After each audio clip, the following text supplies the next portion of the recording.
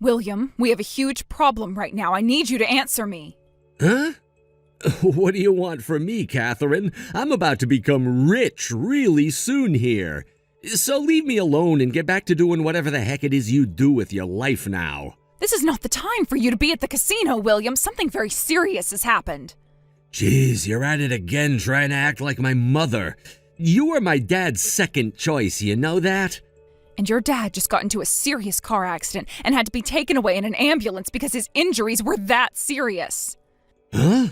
I just got a call saying he's on his way to a hospital, so you need to hurry up and get over there as well. Sure, I guess. Excuse me, William. Are you back out gambling at that casino again? I sure am, and? Today is your dad's memorial, and tomorrow he's going to be buried at the cemetery. You should already be aware of that, right?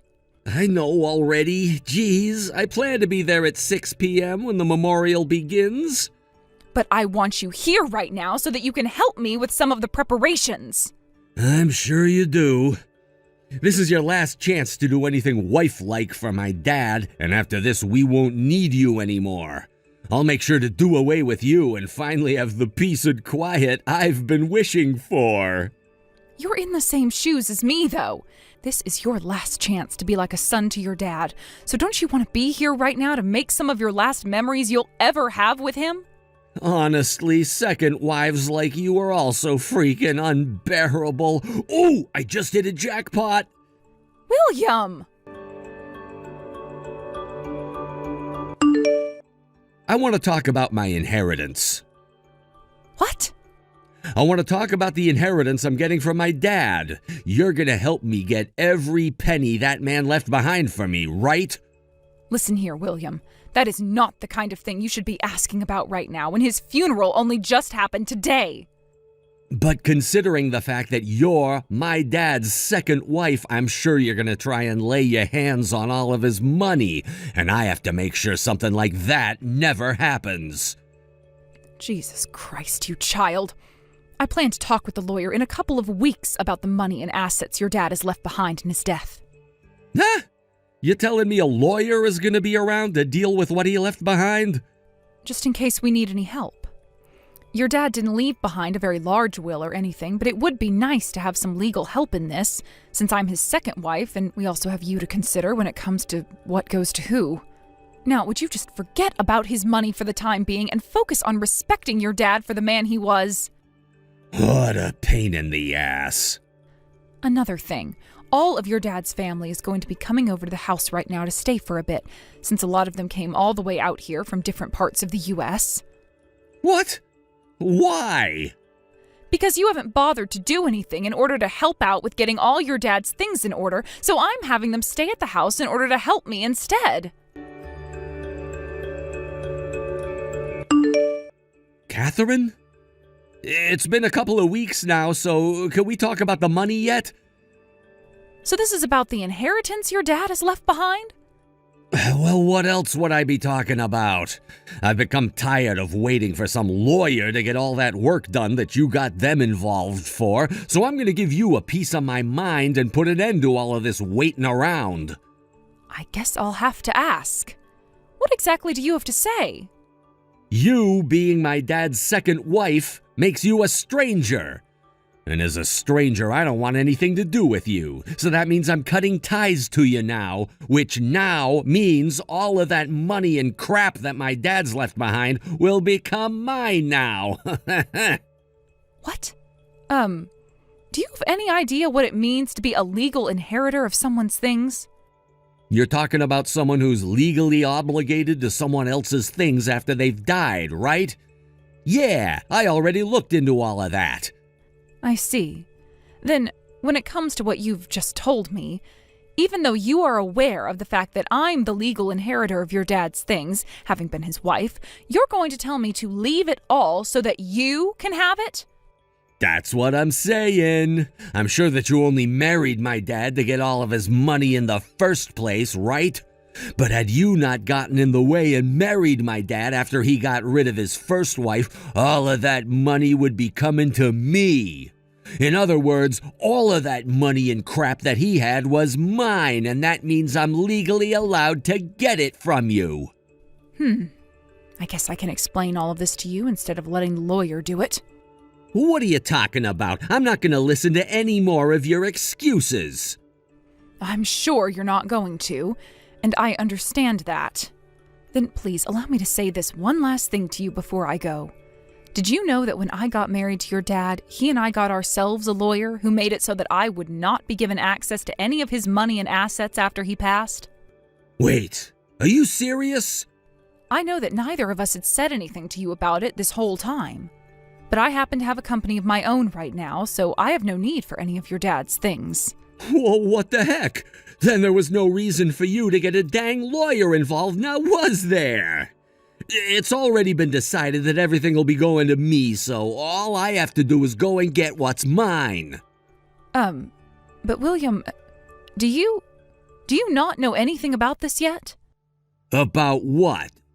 Your dad and his previous wife had a daughter together before they separated. What?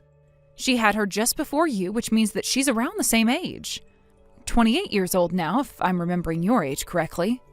He and his daughter kind of stopped talking to one another long ago because of reasons, but that didn't stop her from being his daughter, and that did not erase her from the will he wrote regarding what he left behind. Huh? By the way, during the funeral, she was there, and she even went up to say one last goodbye to your dad while he was in the casket. I'm sure she was even sitting with all your dad's family there. Hold on a sec. You're telling me that my dad and my mom both had another girl before she left, and that's who that girl is? That's right. However, your mom took custody of her in the divorce and left you to your dad, and that's why you never really heard anything about her. And I think that was what both your mom and dad wanted to happen. Now, the reason why I asked you to get a lawyer involved in all of this lies with what I just told you. I was worried that she would be coming back to look for her money from her dad, and that would lead to some confrontations with you, and so I wanted a professional around to help straighten things up. The thing is, though, I didn't think the only person who would be causing so much trouble would be the young man I'm talking to right now. That lawyer will want to talk to you in 3 days, so when he's around, please listen to everything he has to say about what's been left behind and what is yours. I am not going to let this happen. Why am I not allowed to get any of my dad's money? I'm my freaking dad's son, am I not? At the very least, shouldn't I be splitting whatever my dad left behind with that daughter he had with my mom? My sister, I guess? Why the hell is it only her getting all of my dad's things now? And perhaps that has to do with the fact that she actually cared about her dad and became an outstanding daughter for him? Huh? I'm the outstanding child. I'm sure you're not fully understanding everything from the past, but the woman your dad had his daughter with was not your mom, but another woman he married before your mom. But she left him right as she had his daughter, and not too long after he married your mom. But you were already born by the time he married her, so you were just her son that she brought along into his life. I know this will come as a shocker to you in some ways, but you're not your dad's real child. You should kind of already be aware of that, though, right? Your mom wasn't even your dad's first choice, and he got married to her while she dragged you into his life because he needed someone to comfort him. Then, after a while had passed and you had turned 20, your mom left this world and both your dad and you, right? Your dad was again single, and the loneliness made him turn to me a few years after her death. And that's why I've been his wife and your mom for the past 5 years. That's the whole story I had been told by the lawyer. Does all of that sound correct to you? That's all spot on, but I know all of that, but I know that my dad chose to marry my mom after his first wife left him, which means he should be totally fine with me getting all of his inheritance as his son, right? What? What? William, your dad never legally adopted you as his own son, right? What? I guess not. I remember hearing things about how he never wanted to have custody of me as his child and wanted my mom to always care for me. Something like that. But what does that have to do with anything? As far as I'm aware, it means nothing now. Do you think that just because your mom married him, you would be getting all of your dad's inheritance after he passed away? Huh? This is something else that the lawyer explained to me. When you went and first talked with him about the inheritance and who would be getting it, you were so shocked by what he said that you didn't even bother to listen to the second half of the explanation. Is that true? I guess he's right. After he told me I wasn't getting a penny, I don't remember anything. It's all just really vague now. To put all of what the lawyer said into simple terms, because your dad did not legally adopt you as his son, that means you don't get access to any of his money. Are you freaking kidding me? So give up on it now. I'm sure you don't want to accept any of this, but you can't continue acting like a spoiled child at your age. But if I don't get that money, I'll be screwed. And how would you be screwed if you didn't get his money? I'm in debt. Really? Thinking that I'd be getting all of my dad's money, I started to have a field day at the casino, betting on all kinds of games and playing all kinds of machines. I borrowed a lot of money to do so, but everything I bet on and all the machines that I played, I lost. I have to do something about all of this debt before the end of the month, or else I'm gonna be royally screwed. Seriously? The end of the month is really soon. What the hell have you done, William? But come on! I'm going to find myself a temporary place until I can calm down, and I'm having all of my things moved into there. What? I'm afraid you will try and take my money soon in order to pay off your debts, so I need to get away from you. Wait a second. What about the house and food? Not my problem anymore. Listen here, Catherine. After taking some time to think this all through, things are a lot more simple than I had first thought. All I have to do now is have you adopt me as your child and be taken care of by you. What the hell? Catherine, you run your own company now, right? In other words, that means you have plenty of money just sitting around waiting to be used. Also, you don't happen to have any children yet, right? So that means as long as I become your adopted son, I can get access to your inheritance when you're gone, which would mean I can pay off all this debt. Hey, William, you do understand that I'm only in my early 40s right now, right? What? I know that, sure. And you do understand how to get access to someone's inheritance, right? So far, I haven't had any issues with any sort of illness that would reduce my time on this earth any, so you'll be waiting quite a while for any money to be coming from me. The thing is, though, I'm not willing to give you any of my things anyway after I die. Are you really that desperate now that you're trying to act like I'm going to die soon and that you can get my money? Huh? Oh, no, wait, that's not what I meant by that. Well, whatever you say about those comments, I've already gone and made up my mind on who gets my money. And that is going to be my niece, who will not only be getting all my money when I pass away, but also my company and all of its assets. So no matter what you try and do from here on out, you're not going to get your hands on any of my stuff. No way.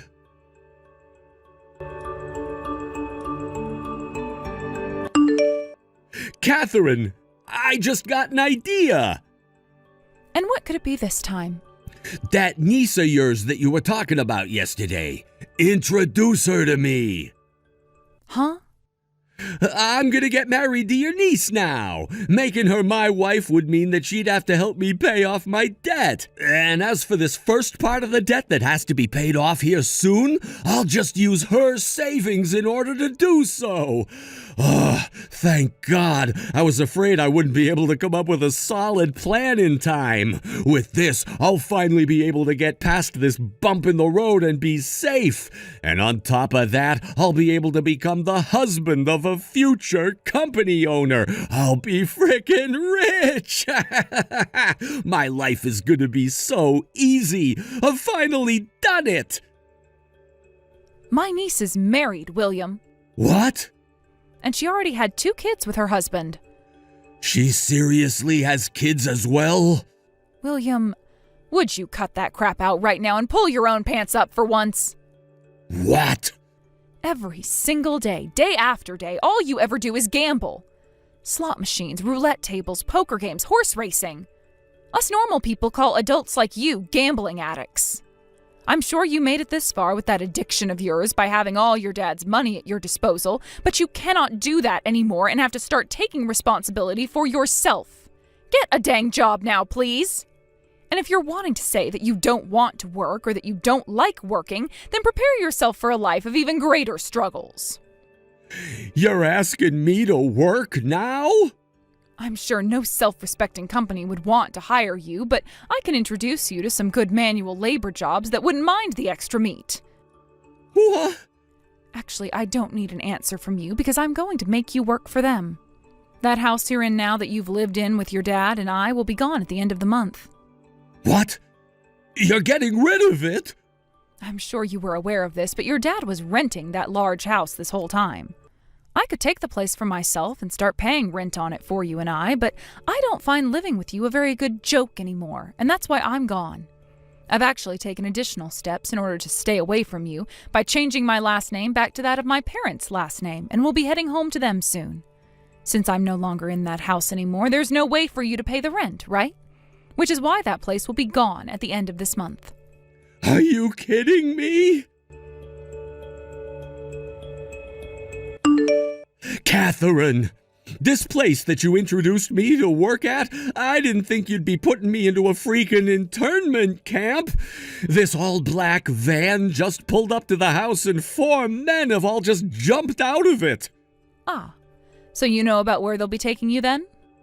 One of my friends was taken away by guys like those 10 years ago, and ever since that happened, I never heard from him again. I've heard that after having one's life turned around and made into a dependable adult, they no longer want to get in touch with the bad influences they'd hung out with before. So I'm sure that your friend from 10 years ago is now working a proper job and making a decent living that he doesn't want you ruining. For crying out loud, Catherine! You'll be fine. They're not going to take you to some internment camp where you'll have to live the rest of your life working for them until you die. I just happen to know a company that does really well with hiring undisciplined men like you and turning them into decent members of this society through long days of hard manual labor at a stone quarry. How the hell is 4 men hopping out of a blacked-out van not something that's gonna kill me?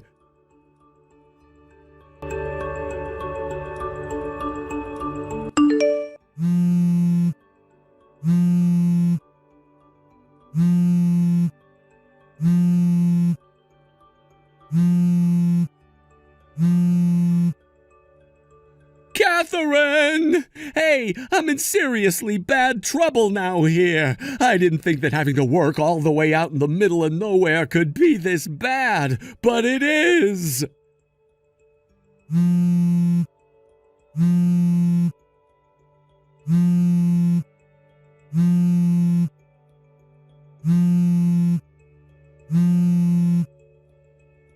I've already tried calling you 100 times now. Come on! Help me, please!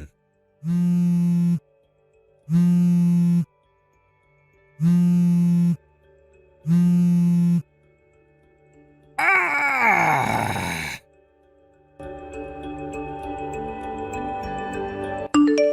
On the day that the all-blacked-out van pulled up to get William, he was only just getting out of bed, and so when he noticed the van and made a run for it, he only had his boxers on.